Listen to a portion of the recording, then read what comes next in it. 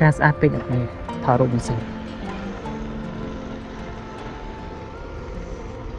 ពីច្រើនខ្ញុំថតរូបប្រើទូរស័ព្ទហ្នឹងហើយ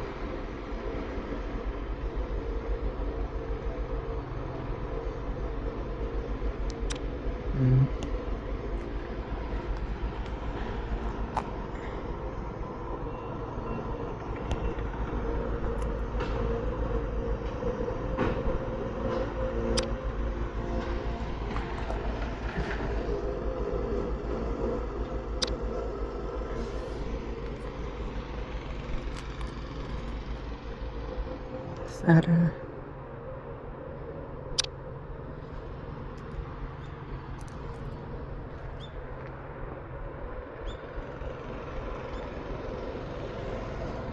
ប្លង់កន្លែងនេះក៏ស្អាតណាស់នេះចាំមើលនេះ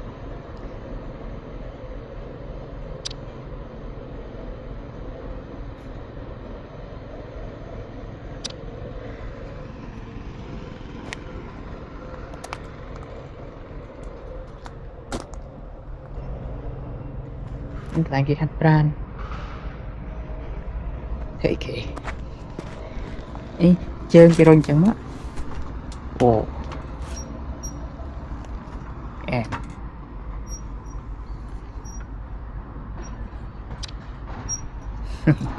វាប្រើគេអអូនតាប៉ុនចេះឆ្នៃណាគ្នានេះអានេះហាត់យកជើងចេះឆ្នៃមក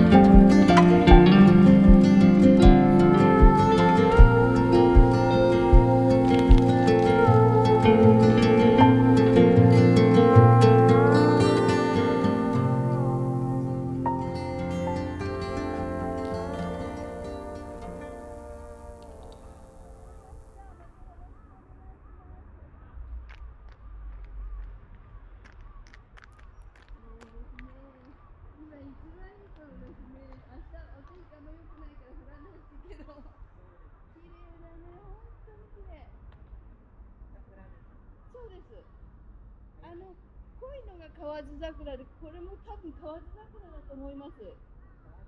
一番最初に咲くの。いろんな桜があるんだけどね、ちっちゃいさくらんぼがなるのもあるんだって、みんな取ってっちゃうって言ってた。近所の人がよく知って見えるから。じゃあよく見ててください。នឹងអ្នកគ្នាមិញនេះគាត់ជួបយើងហើយគាត់រាក់តាក់បន្តិចតួចអញ្ចឹងណាហើយក៏គាត់បានប្រាប់ខ្ញុំថាអាហ្នឹងគេហៅKawazu Sakura ណាតាមពិត Sakura មានឈ្មោះច្រើនគាត់និយាយប្រាប់ណាប៉ុន្តែ Sakura ប្រភេទហ្នឹងរបៀបថារីកមុនគេរីកតាំងពីខែ3ដើមខែ3 ហើយសាក្រាក្រោយៗទៀតដែលស្អាតបំផុតគឺចប់ខែ3ចូលដល់ខែ4គឺនឹងរីកម្ដងទៀតតែសាក្រាពណ៌សសាក្រាប្រភេទហ្នឹងរីកលឿនគេហៅ Kawazu Sakura អញ្ចឹងណាហើយគាត់ប្រាប់ថា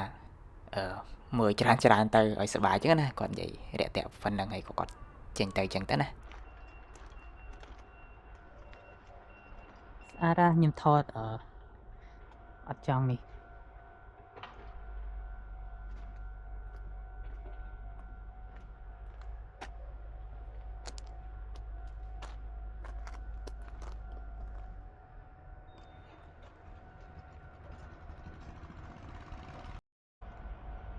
អានេះស្អាតណាស់អ្នកនេះអើយមើលផ្ការ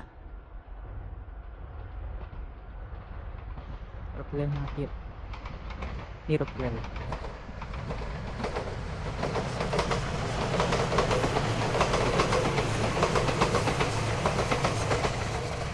តែមើល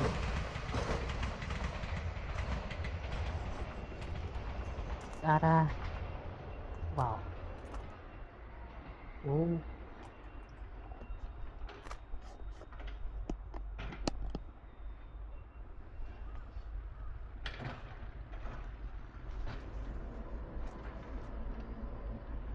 កន្លែងនេះថតរូបមួយសិន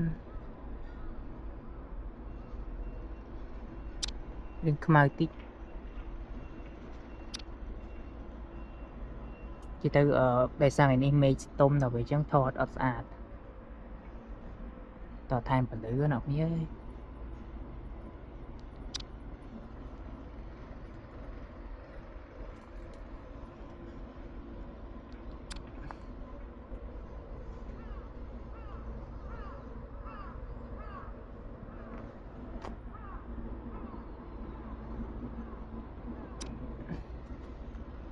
មកកានិ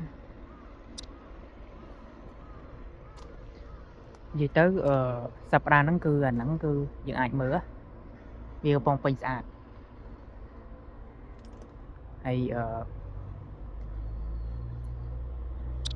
សប្តាហ៍ក្រោយគឺរស់អស់ហើយបន្ទាប់ពីរស់អស់ហើយអានោះយើងចាំប្រហែលជាមួយសប្តាហ៍ទៀតបានការសក្ការៈនោះរីកហ្នឹងហើយ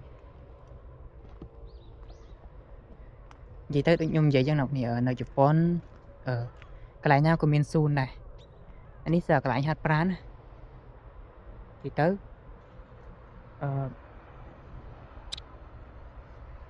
កន្លែងហាត់ប្រាណកន្លែងអង្គុយលេងឲ្យចាស់អង្គុយលេងអញ្ចឹងណា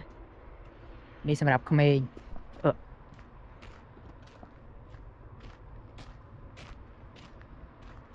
ទៅសួនជប៉ុនបែបហ្នឹងអ្នកគ្នា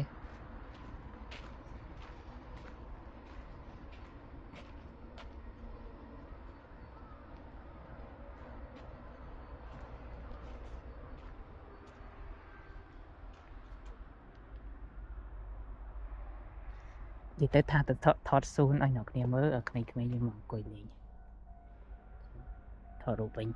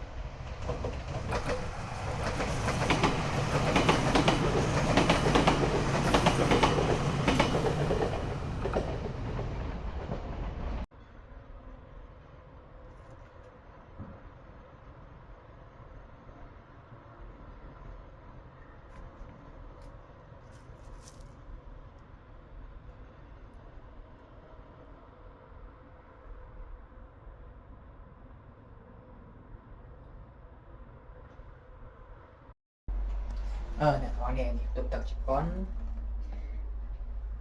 សភាពបែបហ្នឹងហើយកន្លែងចេញតើឃើញទេកន្លែងចេញទឹកអស់កន្លែងនេះនេះ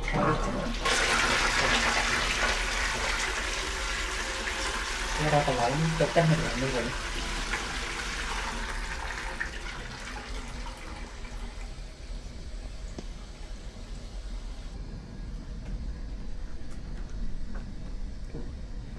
បើមិនគេថា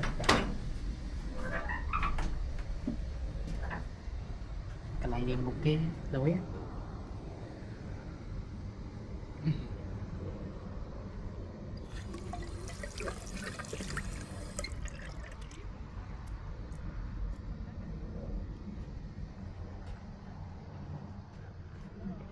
ទឹកសាធារណៈ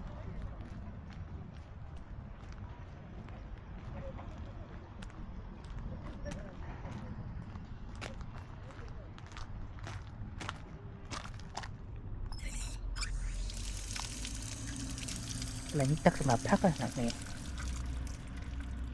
អាចផឹកបានណា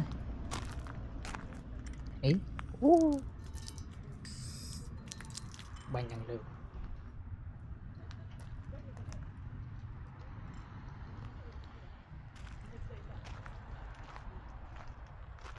ពេលមានភ្លេងចូលកន្លែងនេះ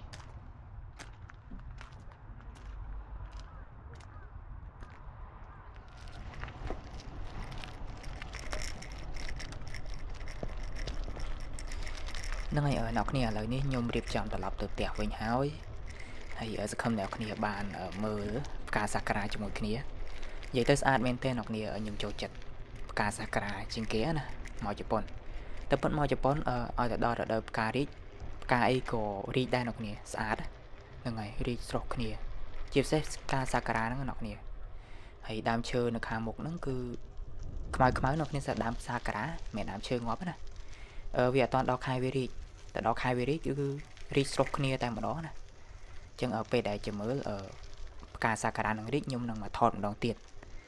ហើយវីដេអូរបស់ខ្ញុំមានប៉ុណ្ណឹងអ្នកគ្នារៀបចាស់ផ្ដើមបន្តិចសង្ឃឹមអ្នកគ្នាថ្មីអ្នកគ្នាអាចជួយចុច Subscribe ខ្ញុំផងណាព្រោះខ្ញុំត្រូវការចំនួនអ្នក Subscribe ឲ្យច្រើនបន្តិចណាព្រោះឥឡូវហ្នឹងគឺមានគ្នាយើងតិចមែនតើដែលជួយចុចខ្ញុំហើយសង្ឃឹមថាថ្ងៃក្រោយយើងនឹងមានវីដេអូល្អជាងហ្នឹងព្រោះខ្ញុំទៅតែរៀនកាត់តវីដេអូរៀនថតអញ្ចឹងណានឹងដោយសារឆ្លាញ់ការថតរូបហើយថតវីដេអូខ្លះហ្នឹងហើយអរគុណអ្នកគ្នាដែលបានជួយមើលវីដេអូខ្ញុំដល់ចប់ណាហើយយើងចាំជួបគ្នានៅវីដេអូក្រោយទៀតការនេះក៏អូបណាអ្នកគ្នានេះ